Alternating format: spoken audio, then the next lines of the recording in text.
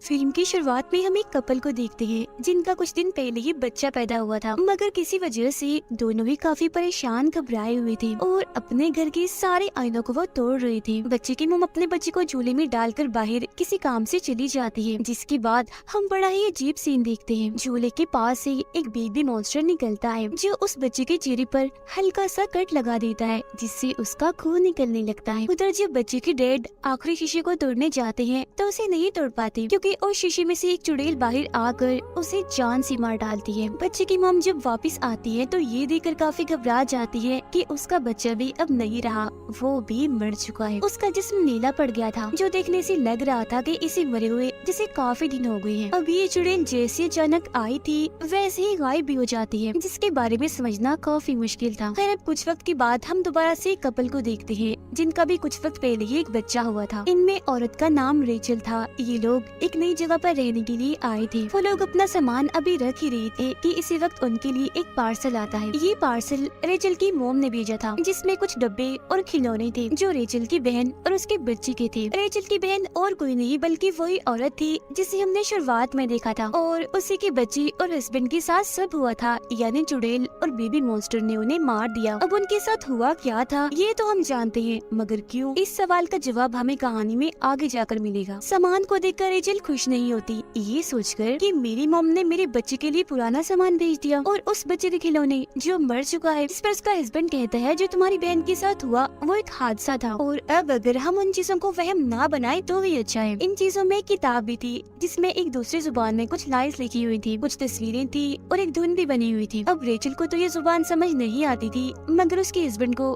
थोड़ी बहुत आती थी, इसीलिए वो किताब को चेक करके बताता है कि ये जो लाइन्स और धुन है ये ललाबाई है, एक लोरी है। अब रेचल उसे गुनगुनाने लगती है, मगर एक कॉल की वजह से वो चुप हो जाती है और किताब को बंद कर देती है। अब कुछ दिन ऐसे गुजर जाते हैं। उनका बच्चा बाकी बच्चों की तरह हमेशा रोता रहता है, सोता भी नहीं है, इसलिए दोनों काफी परेशान हो गए थे। परेशान भी क्या, थक गए थे। ये सोचकर कि बच्चों को पालना आसान नहीं होता, दोनों ही अपने अपने काम से छुट्टी लेकर अपने बच्चे का ख्याल रख रही थी। रेचल एक बिजनेसमैन थी, जबकि उसका हस्बैंड एक आर्टिस्ट होता है। आज उसकी आर्ट्स, उसकी कला की एग्जीबिशन थी, यानी उसकी नुमाइश हो रही थी, इसीलिए उसका हस्बैंड काम पर चला जाता है और रेचल अकेली उसका ख्याल रखती है। वो उसे चुप करवाकर शांत करके सुलाने की कोशिश करती है, मगर वो सोता ही नहीं। फिर जब वो उसके लिए बेडशीट निकाल रही थी तो उसे वही किताब मिलती है जिसमें वो लोरी लिखी गई थी। उसे अब जैसी रेचल गुनगुनाती है तो उसका बच्चा अब बड़े ही आराम से सो जाता है। पर ठीक इसी वक्त पर हम देखते हैं कि घर की एक शीशे पर दरारें पड़ रही है, जो काफी अजीब था। रात को जब उसका हस्बैंड काम से लौटता है तो रेचल उसे बताती है कि मैंने बेबी को ललाबाई लोरी सुनाई और वो बड़े आराम से सो गया, जिससे वो भी काफी खुश हो जाता है। इसके बाद वो दोनों सो जाते हैं, जिनके पास में ही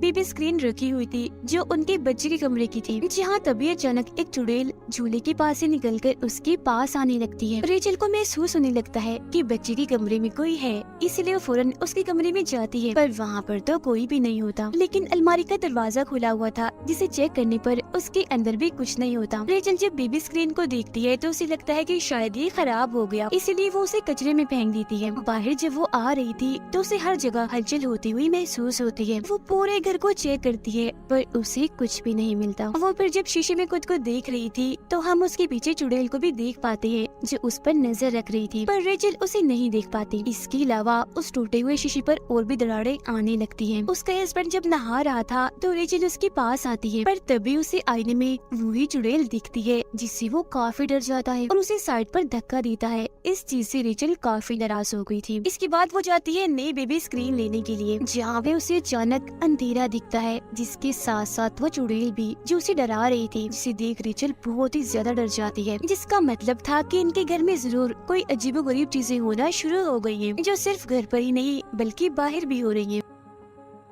अब वो जो चुड़ैल थी वो शीशे के अंदर से ही रेचल और उसके बच्चे पर नजर रख रही थी और दरारें भी उस पर बढ़ती ही जा रही थी। अब रेचल को अपने बच्चे के कमरे से उसके रोने की आवाजें आने लगती है, मगर हैरत वो तो उसके पास ही था, इसीलिए घबराते हुए वो उसका कमरा चेक करने जाती है, जहाँ झूले में एक और बच्चा रो रहा था। वो जैसे कंबल हटाती है तो वहाँ कोई बच्चा नहीं बल्कि खिलौना था। वो इन सब चीजों से काफी डर गई थी और आसपास के दरवाजे भी क्योंकि अपने आप ही खुल रहे थे, बंद हो रहे थे, तो वो घर से बाहर जाकर बैठ जाती है। फिर उसका हस्बैंड जब घर आता है तो वो उसे भी बताती है कि मुझे बहुत डर लग रहा है, शायद घर के अंदर कोई है। तो अब एक रॉड लेकर अंदर जाकर वो चेक करने लगता है, पर उसे भी वहाँ कोई नहीं दिखता। पर हड़बड़ी में उसका तोता अपने पिंजरे से बाहर आकर वहाँ उड़ने लगता है और गलती से वो उस तोते को मार देता है। अब ये तोता बचपन से उसके साथ था, इसीलिए वो काफी दुखी हो गया था। जहाँ तभी आकर रेचल उसे संभालती है। वो उसे कहती है कि शायद इस सब में मेरी गलती है, मैं अभी अपनी बहन की तरह पागल हो रही हूँ। जिस पर वो उसे समझाता है कि इसमें तुम्हारी कोई गलती नहीं है, तुम्हारी बहन तो पूरी ही पागल हो गई थी,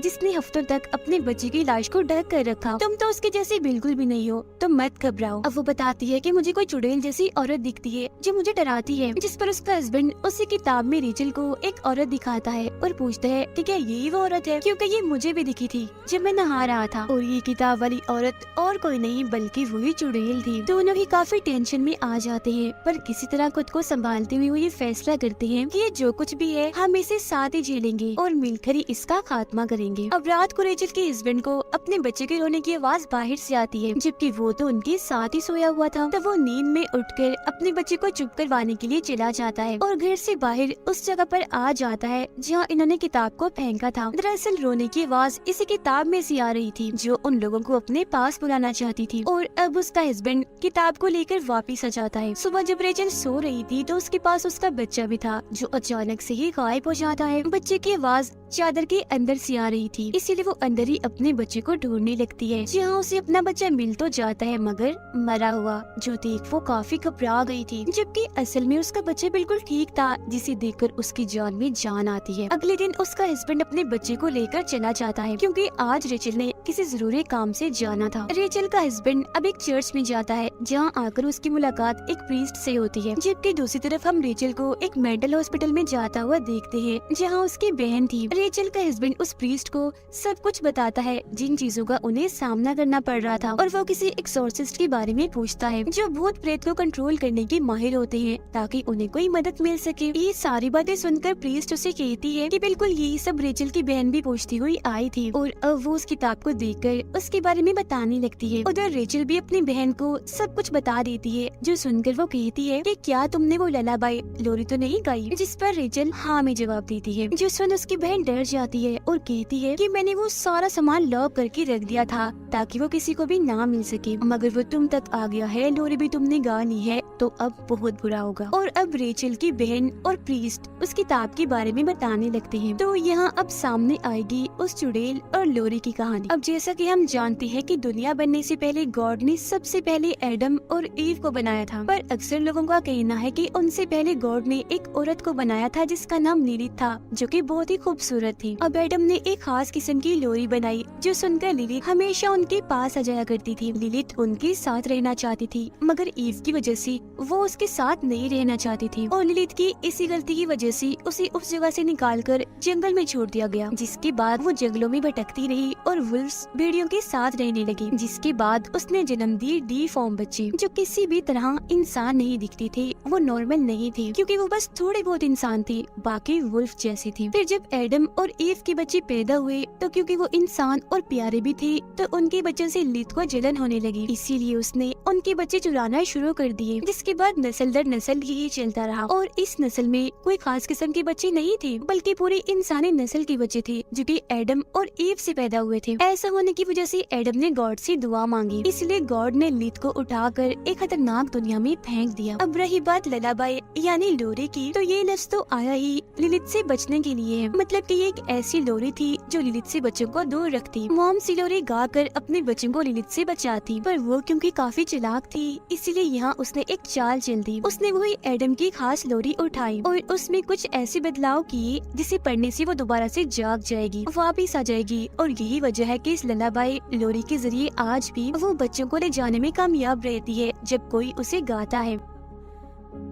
उसकी बहन कहती है कि मैं तुम्हारे बच्चे को बचा सकती हूँ, बस मुझे यहाँ से निकालो, जिसके लिए रेचल मान जाती है। उधर रेचल का हस्बैंड उस प्रीस्ट से मदद मांगता है, जिस पर वो कहती है कि ये सिर्फ कहानियाँ हैं, झूठी दास्तान है, सच नहीं है, तो इसमें मैं तुम्हारी कोई मदद नहीं कर पाऊंगी और तुम भी रिलैक्स हो जाओ। जो सुनकर गुस्से में उसका हस्बैंड यहाँ से चला जाता है। घर आकर वो देखता है कि बाथरूम की सारी टैप्स टूटियां खुली हुई है, जिनमें से पानी आ रहा था। तो वो अपने बच्चे को कमरे में छोड़कर उन्हें बंद करने वॉशरूम में चला जाता है, जहाँ तभी दरवाजा दरवाजा अचानक बंद हो जाता है। बाहर उसका बच्चा अकेला था, जहाँ तभी उसके पास बेबी मॉन्स्टर आता है, जो कि और कोई नहीं बल्कि लिलित के बच्चे हैं। और शुरुआत में भी झूले के पास हमने जिस बेबी मॉन्स्टर को देखा था, जिसने बच्चे के चेहरे पर कट लगाया था, वो भी और कोई नहीं बल्कि लिलित का ही बच्चा था, क्योंकि ये भी दरअसल इंसान के बच्चों को पसंद नहीं करते थे। अब वो रेचल के बच्चे के सामने शीशे का एक बर्तन तोड़ देती है, जिससे बच्चे के सामने ढेर सारा कांच बिखर जाता है, जिससे कि उसे किसी भी वक्त लग सकता था। उधर बाथरूम में रेचल के हस्बैंड को भी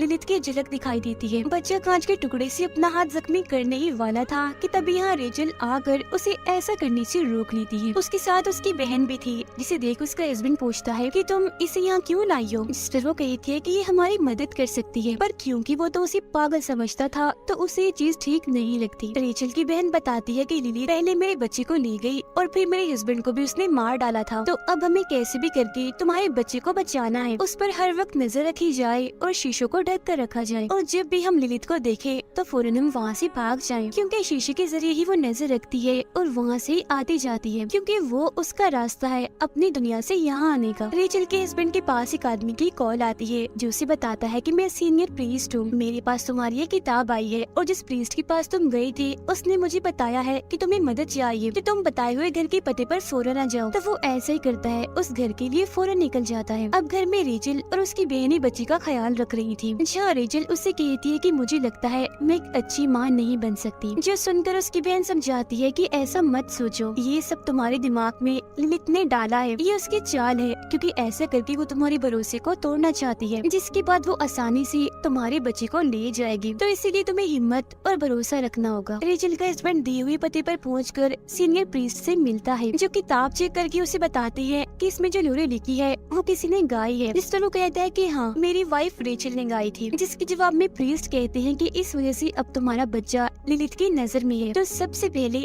तुम्हें अपने बच्चे को लिलित से बचाना है, और हाँ वो बच्चे को सीधा डायरेक्ट आकर नहीं ले जाती, उसे नहीं मारती, बल्कि उसका प्रोसेस किसी रिचुअल जादू की तरह होता है, जिसे पूरा करके ही वो बच्चे तक पहुंच सकती है। इस रिचुअल में 3 स्टेप्स होते हैं, जिनके पूरा होते ही इस दुनिया का दरवाजा खुलता है और वो आ जाती है। पहला स्टेप था उस लोरी को गाना, फिर दूसरा घर में किसी जानवर परिंदे का खून बहना, जिस पर फौरन रेचल का हस्बैंड कहते हैं कि हाँ मेरे तोते का खून बहा था, वो मर गया है, जिसका मतलब था कि अब आखिरी तीसरा स्टेप ही बचा है रिचुअल पूरा होने में, और वो है उनकी बच्ची का एक बूंद खून बहना। जब ऐसा होगा तो लिलित उसे लेने आ जाएगी, यानी कि शुरुआत वाले बच्चे को जो कट लगा था उसके खून बहने की वजह से लिलित उसे ले जा पाई थी, और ये सब और कोई नहीं बल्कि लिलित के बच्चे करते हैं। और उन्होंने रेचल के बच्चे के सामने भी ग्लास का बर्तन इसलिए तोड़ा था ताकि उसका खून बहे और रिचुअल पूरा होते ही लिलित आकर उसे ले जाए।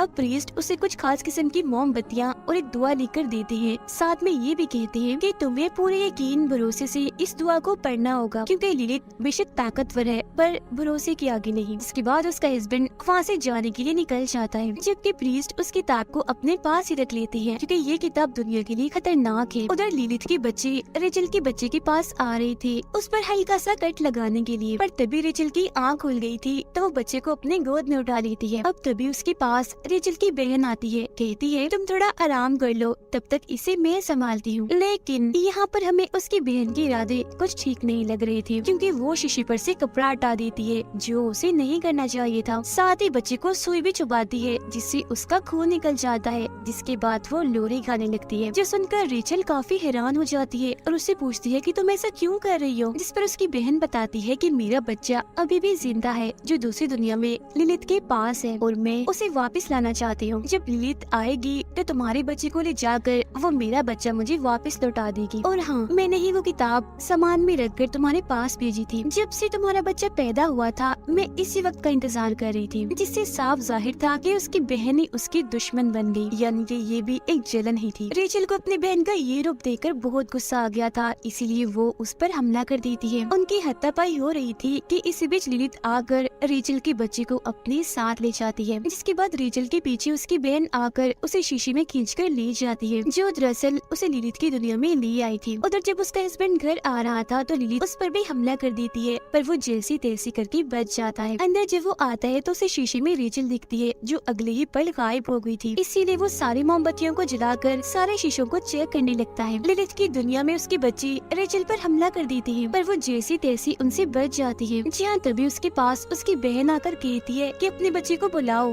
पूरा यकीन यकीन से, क्योंकि ऐसा करके ही हम उसे ढूंढ पाएंगे और दोनों बच्चों को बचा पाएंगे। अब रेचल जैसे अपने बच्चे का नाम लेती है तो उसे उसकी आवाज भी आने लगती है, जिसका वो पीछा करने लगती है। लिलिथ फिर रेचल के हस्बैंड पर हमला करने के लिए आती है और उन मोमबत्तियों को भी बुझा देती है, मगर जब वो धुआं पड़ने लगता है वो भी पूरे यकीन के साथ, तो मोमबत्तियां दोबारा से जल जाती है, जिस वजह से लिलिथ वहाँ से चली जाती है। उधर रेचल एक कमरे में जाती है जहाँ उसे अपना बच्चा भी मिल जाता है, पर तभी इधर लिलिथ आकर उस पर हमला करके बच्चे को उससे छीन लेती है। उसकी बहन भी वहाँ आ चुकी थी, जो लिलिथ पर हमला करके बच्चा लेती है और रेचल के हाथ में देकर कहती है कि जल्दी करो, भाग जाओ यहाँ से। खुद वो लिलिथ को रोकने में लग जाती है, पर अपनी खतरनाक लोरी को सुनाकर लिलिथ उसे भी मार डालती है। उधर जब रेचल भाग रही थी तो सारे शीशे टूटने लगते हैं, जिनसे बचने के लिए रेचल अब और भी तेज भागने लगती है। यहाँ उसकी मदद कर रही थी उसके हस्बैंड की दुआ करने की आवाजें, और अब इससे पहले उसके घर का भी शीशा टूटता वो पहले ही उसे पार करके वापस आ जाती है। अब लिलिथ भी उन पर हमला करने के लिए आईने से बाहर आने लगती है, पर अब वो दोनों मिलकर एक साथ दुआ को दोहराने लगती हैं और उसे इस दुनिया में आने से रोक देती हैं। इसके बाद लगता है कि सब कुछ शांत हो गया था,